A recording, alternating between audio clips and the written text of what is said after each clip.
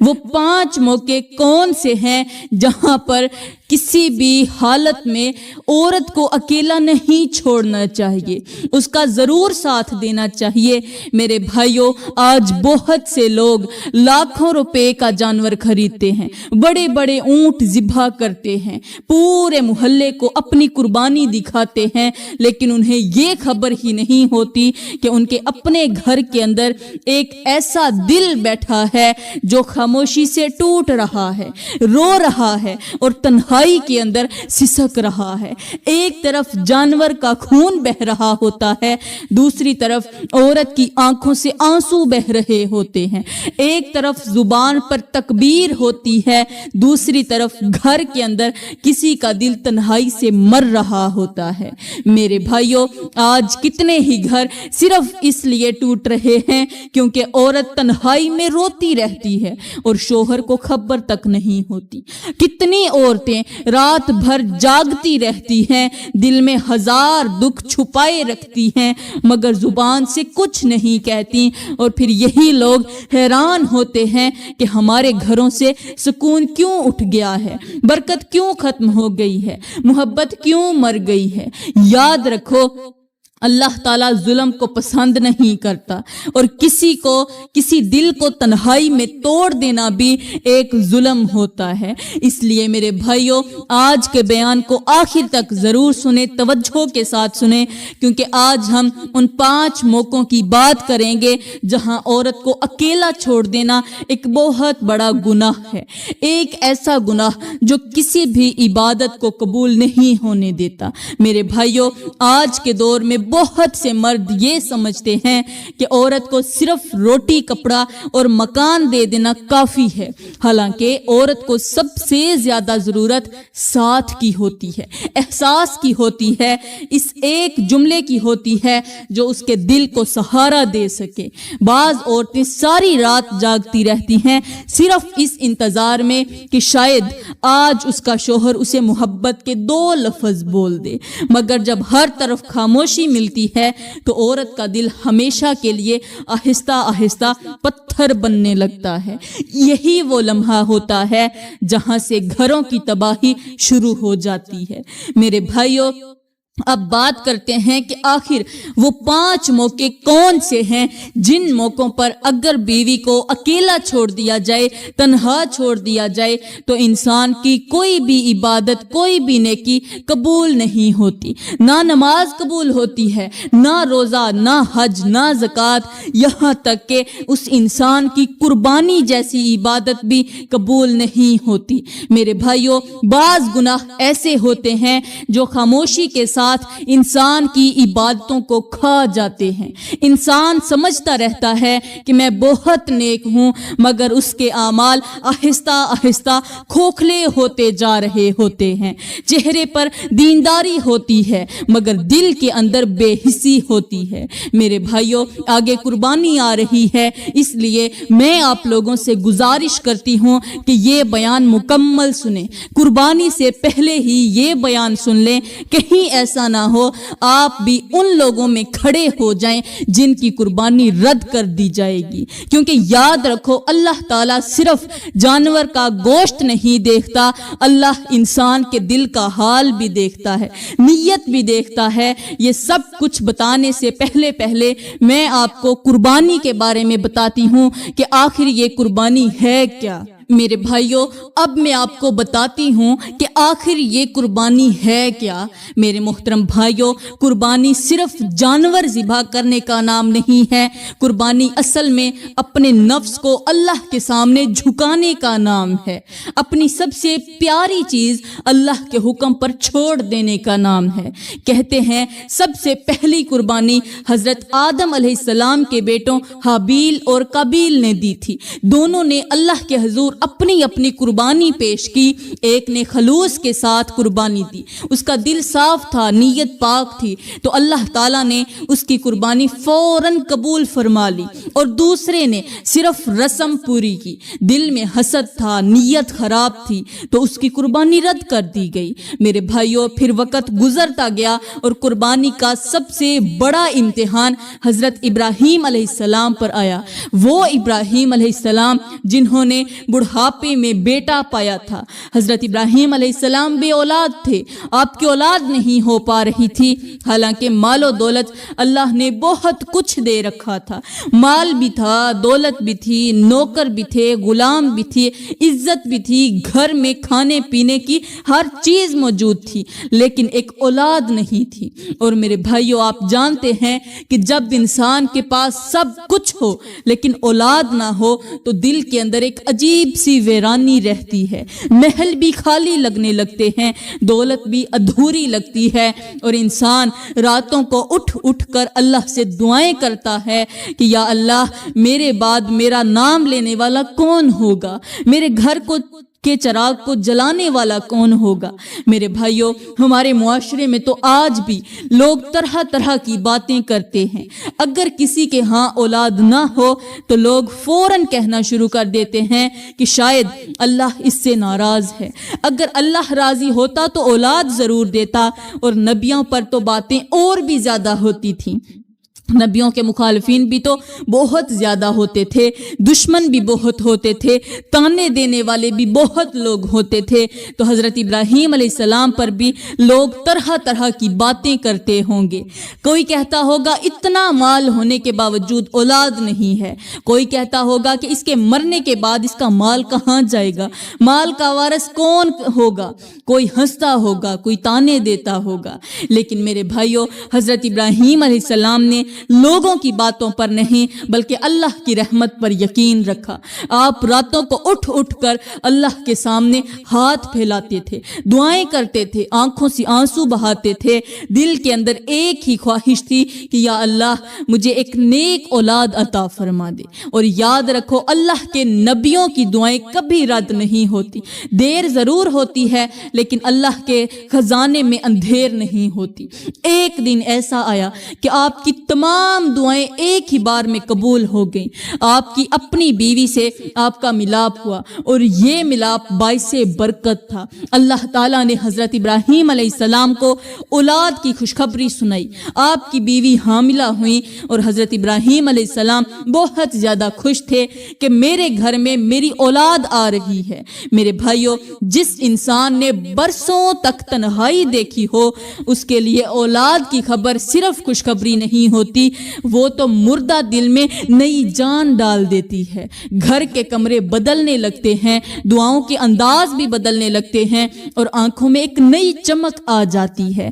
کہتے ہیں کہ تمام نبیوں سے زیادہ اللہ تعالیٰ نے حضرت ابراہیم علیہ السلام سے امتحان لیا. دنیا میں جتنے بھی نبی آئے سب نے امتحان دیے, لیکن حضرت ابراہیم علیہ السلام کا امتحان ان سب میں سے الگ تھا. اب وقت گزرتا گیا اور ایک دن اللہ تعالیٰ نے حضرت ابراہیم علیہ السلام کے گھر میں بیٹا عطا فرمایا. وہ بیٹا جس کا نام حضرت اسماعیل علیہ السلام رکھا گیا. میرے بھائیوں, حضرت اسماعیل علیہ السلام اتنے خوبصورت تھے کہ دیکھنے والا دیکھتا ہی رہ جاتا تھا. چہرے پر نور تھا, آنکھوں میں معصومیت تھی اور پیشانی ایسی روشن تھی جیسے چاند کی ٹھنڈی روشنی رات کے اندھیرے کو چیر رہی ہو. حضرت ابراہیم علیہ السلام جب اپنے بیٹے کو دیکھتے ہوں گے تو دل خوشی سے بھر جاتا ہوگا, کیونکہ یہ وہ اولاد تھی جس کے لیے برسوں دعائیں مانگی گئی تھیں, آنسو بہائے گئے تھے. میرے بھائیوں, وقت گزرتا گیا اور حضرت اسماعیل علیہ السلام آہستہ آہستہ بڑے ہونے لگے. جب وہ اس عمر کو پہنچے کہ جب باپ کے ساتھ چل سکیں, باتیں کر سکیں, باپ کے دل کا سہارا بن سکیں, تو پھر اللہ تعالیٰ کی طرف سے ایک عجیب امتحان شروع ہوا. ایک رات حضرت حضرت ابراہیم علیہ السلام نے خواب دیکھا کہ اللہ تعالیٰ فرما رہا ہے اے میرے ابراہیم اپنی سب سے قیمتی چیز میری راہ میں قربان کرو۔ حضرت ابراہیم علیہ السلام صبح اٹھے اور فوراً 1000 بکریوں کا ریوڑ اللہ کے نام پر قربان کر دیا۔ لیکن میرے بھائیوں، اللہ تعالیٰ کو تو حضرت ابراہیم علیہ السلام کے دل کی سب سے پیاری چیز چاہیے تھی۔ دوسری رات پھر خواب آیا، پھر وہی آواز آئی، اے ابراہیم اپنی سب سے قیمتی چیز میری راہ میں قربان کرو۔ حضرت ابراہیم علیہ السلام پھر صبح کو اٹھے اور اس بار 1000 دمبے اللہ کے نام پر قربان کر دیے۔ لوگ حیران تو ہوتے ہوں گے کہ حضرت ابراہیم علیہ السلام کتنی قربانی دے رہے ہیں، لیکن میرے بھائیوں، اللہ تعالیٰ کو ابراہیم علیہ السلام کے جانور نہیں ان کے دل کا امتحان لینا تھا۔ پھر تیسری رات خواب آیا، اس بار حضرت ابراہیم علیہ السلام جان گئے کہ یہ قربانی کسی جانور کی نہیں، یہ قربانی میری عزیز اولاد کی مانگی جا رہی ہے۔ میرے بھائیوں ذرا سوچو تو صحیح، وہ بیٹا جو بڑھاپے میں ملا ہو، جس کے لیے برسوں دعائیں مانگی گئی ہوں، جس کے آنے سے گھر میں خوشیاں آئی ہوں، اب اسی بیٹے کو اللہ کی راہ میں قربان کرنے کا حکم دیا جا رہا تھا۔ یہ کوئی معمولی امتحان نہیں تھا، یہ محبت اور وفاداری کے درمیان سب سے بڑا امتحان تھا۔ اب حضرت ابراہیم علیہ السلام سوچنے لگے کہ واقعی میرا اللہ میرے بیٹے کی قربانی چاہتا ہے اور مجھے ہر حال میں بیٹے کی قربانی دینی چاہیے، کیونکہ بیٹا مجھے سب سے زیادہ پیارا ہے۔ لیکن اللہ اس سے بھی زیادہ پیارا ہے، اللہ بیٹے سے بھی زیادہ عزیز ہے۔ میرے بھائیوں، یہی تو اصل امتحان تھا۔ دنیا میں انسان اپنی سب سے پیاری چیز کو بچاتا ہے، سب سے پیاری چیز جو ہوتی ہے اسے سنبھال کر رکھتا ہے، اس کی حفاظت کرتا ہے، لیکن اللہ والے اپنی سب سے پیاری چیز بھی اللہ کے حکم پر قربان کر دیتے ہیں۔ حضرت ابراہیم علیہ السلام کے دل کے اندر باپ کی محبت بھی تھی، مگر اللہ کی محبت اس سے کہیں زیادہ بڑی ہی عزیز تھی۔ رات خاموش تھی، مگر حضرت ابراہیم علیہ السلام کے دل کے اندر قیامت برپا تھی۔ ایک طرف برسوں کی دعا تھی، دوسری طرف اللہ کا حکم تھا۔ پھر حضرت ابراہیم علیہ السلام اپنے بیٹے کے پاس گئے۔ حضرت اسماعیل علیہ السلام ادب سے کھڑے ہو گئے۔ حضرت ابراہیم علیہ السلام نے اپنی بیوی سے چھپ کر آہستہ سے کہا، اے میرے بیٹے، میں نے خواب دیکھا ہے کہ میں تجھے ذبح کر رہا ہوں، اللہ کے نام پر قربان کر رہا ہوں۔ میرے بھائیوں ذرا سوچو، یہ کوئی معمولی جملہ نہیں تھا۔ ایک باپ اپنے بیٹے کو یہ بتا رہا تھا کہ اب تجھے اللہ کے لیے قربان کرنا ہے۔ مگر حیرت کی بات دیکھو، یہ سن کر بیٹا خوفزدہ نہیں ہوا، پیچھے نہیں ہٹا، بلکہ خاموش ہو گیا اور خوش ہونے لگا۔ حضرت اسماعیل علیہ السلام نے کہا، ابا حضور، اگر اللہ نے میری قربانی مانگی ہے تو اس سے بڑی سعادت والی بات بھلا اور کیا ہو سکتی ہے؟ یہ تو میرے لیے عزت کی بات ہے کہ اللہ مجھے اپنے لیے ذبح کروانا چاہتا ہے۔ میرے بھائیوں، یہی وہ ایمان تھا جس نے باپ کو بھی عظیم بنا دیا اور بیٹے کو بھی قیامت تک کے لیے لوگوں کے لیے ایک مثال بنا دیے۔ آج لوگ چھوٹی چھوٹی آزمائشوں میں اللہ سے شکوے کرنے لگتے ہیں، مگر اللہ والے اپنی جان تک اللہ کے حوالے کر دیتے تھے۔ یہی وجہ ہے کہ آج بھی حضرت ابراہیم علیہ السلام اور حضرت اسماعیل علیہ السلام کے نام عزت کے ساتھ لیے جاتے ہیں، کیونکہ انہوں نے محبت بھی اللہ کے لیے کی اور قربانی بھی اللہ کے لیے دی۔ خیر، حضرت ابراہیم علیہ السلام نے چھری اٹھائی اور اپنی زوجہ محترمہ سے فرمایا کہ آج ہم کہیں دعوت پر جا رہے ہیں، شام تک واپس آ جائیں گے، اور اسماعیل بھی میرے ساتھ جا رہا ہے۔ ماں نے بڑی ہی محبت کے ساتھ حضرت اسماعیل علیہ السلام کو نہلایا، صاف ستھرے کپڑے پہنائے، بال سنوارے اور باپ کے ساتھ روانہ کر دیا۔ ماں کو کیا خبر تھی کہ آج کا سفر کوئی عام سفر نہیں، آج ایک باپ اپنے بیٹے کو اللہ کی راہ میں قربان کرنے کے لیے لے جا رہا ہے۔ بعض سفر زمین پر شروع ہوتے ہیں، مگر ان کی گواہی آسمان دیتا ہے۔ میرے بھائیوں، جب دونوں باپ بیٹا راستے میں جا رہے تھے تو راستے میں شیطان بھی آیا ہوگا، کیونکہ شیطان کا کام ہوتا ہے اللہ کی راہ سے روکنا۔ اس نے خوب کوشش کی ہوگی کہ کبھی بھی جو باپ ہے وہ اپنے اللہ کا حکم ٹال دے۔ کبھی باپ کے دل میں وسوسے ڈالے ہوں گے، کبھی بیٹے کو ڈرایا ہوگا، کبھی کہا ہوگا کہ اے ابراہیم، بڑھاپے میں ملا ہوا بیٹا کہاں لے جا رہے ہو؟ کبھی کہا ہوگا کہ اسماعیل تمہیں ذبح کیا جانے والا ہے، مگر حضرت ابراہیم علیہ السلام اور حضرت اسماعیل علیہ السلام دونوں نے شیطان کی ہر بات کو ٹھکرا دیا، کیونکہ جن دلوں کے اندر اللہ کی محبت جاگ جائے وہاں شیطان کی آواز کمزور پڑ جاتی ہے۔ ایمان جب مضبوط ہو جائے تو وسوسے راستہ بدل لیتے ہیں۔ پھر حضرت ابراہیم علیہ السلام حضرت اسماعیل علیہ السلام کو لے کر منا کی وادی میں پہنچ گئے، بیٹے کو زمین پر لٹایا تو حضرت اسماعیل علیہ السلام نے نہایت ادب کے ساتھ فرمایا، ابا جان مجھے ذبح کرنے سے پہلے اپنی آنکھوں پر بھی بٹی باندھ لیجئے، اپنی آنکھوں پر بھی باندھ لیجئے، میری آنکھوں پر بھی باندھ دیجئے، کیونکہ آپ ایک باپ ہیں اور باپ کے جذبات ہوتے ہیں، کہیں ایسا نہ ہو کہ میری محبت اللہ کے حکم کے درمیان آ جائے اور آپ کے ہاتھ رک جائیں، اور میری آنکھوں پر بھی پٹی باندھ دیجئے تاکہ میں چھری کو دیکھ کر کہیں بے صبری نہ کر بیٹھوں، کہیں میں یہ نہ سوچ لوں کہ میرا باپ کتنا ظالم ہے جو بیٹے کی نرم و نازک گردن پر چھری چلا رہا ہے۔ میرے بھائیوں ذرا سوچو وہ بیٹا کیسا ہوگا جو اپنی جان سے زیادہ اللہ کے حکم کی فکر کر رہا تھا۔ وہ قربانی نہیں تھی، وہ وفاداری کی آخری حد تھی۔ حضرت ابراہیم علیہ السلام نے ایسا ہی کیا، دونوں کی آنکھوں پر پٹی باندھی اور پھر پوری قوت کے ساتھ چھری چلائی، مگر چھری حضرت اسماعیل علیہ السلام کے گلے کو نہ کاٹ سکی۔ حضرت ابراہیم علیہ السلام نے دوبارہ کوشش کی، پھر بھی نہ کٹ سکا۔ آپ نے بے قرار ہو کر دعا کی، یا اللہ میری قربانی قبول فرما، میں خوشی کے ساتھ تیرے حکم پر اپنے بیٹے کو قربان کرنے آیا ہوں۔ اے اللہ اس چھری کو حکم دے کہ یہ تیرے حکم کو پورا کرے۔ میرے بھائیوں پھر اللہ تعالیٰ نے اپنی قدرت دکھائی۔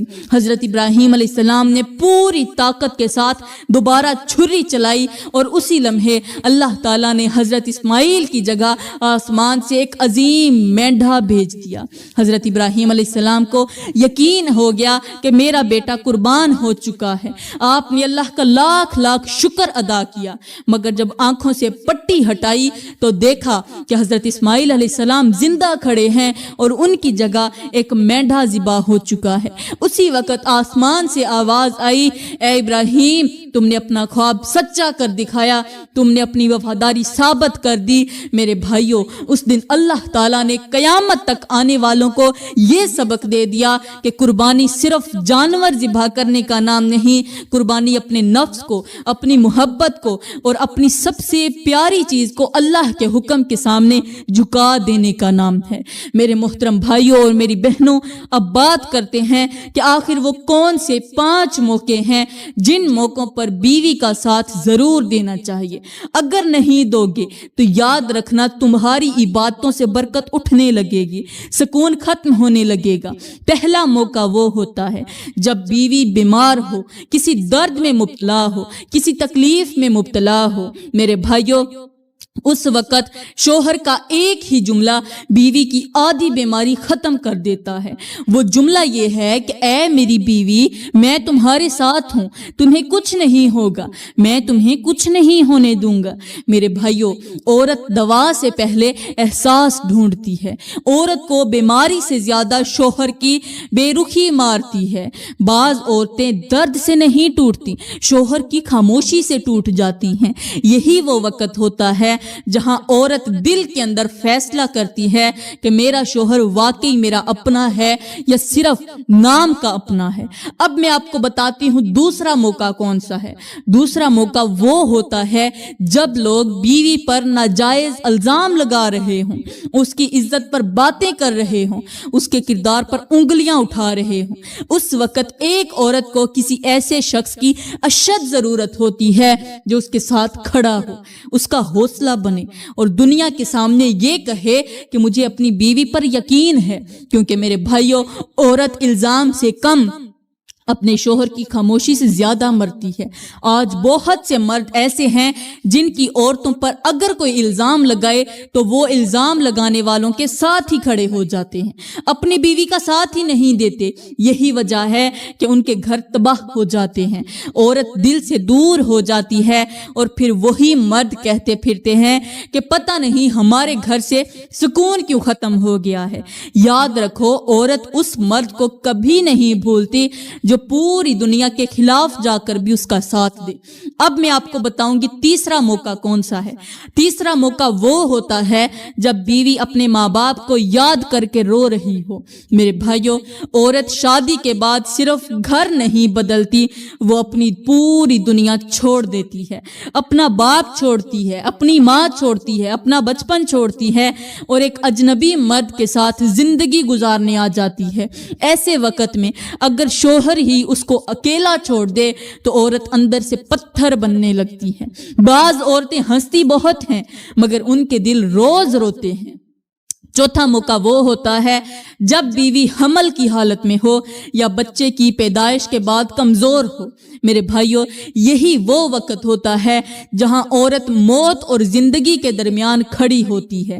جسم ٹوٹ رہا ہوتا ہے، نیند ختم ہو چکی ہوتی ہے، درد الگ ہوتا ہے اور کمزوری الگ ہوتی ہے۔ اگر اس وقت شوہر غصہ کرے، لاپرواہی کرے یا عورت کو تنہا چھوڑ دے تو یاد رکھنا، یہ زخم عورت زندگی بھر نہیں بھولتی۔ عورت اس وقت سونے کے زیور نہیں مانگتی، صرف شوہر کا ساتھ مانگتی ہے۔ اور پانچواں موقع وہ ہوتا ہے جب بیوی بڑھاپے کی طرف جا رہی ہو، چہرے کی رونق کم ہو رہی ہو، بال سفید ہونے لگیں، جسم کمزور ہو رہا ہو۔ میرے بھائیوں، یہی وہ وقت ہوتا ہے جہاں اصل مردانگی شروع ہوتی ہے۔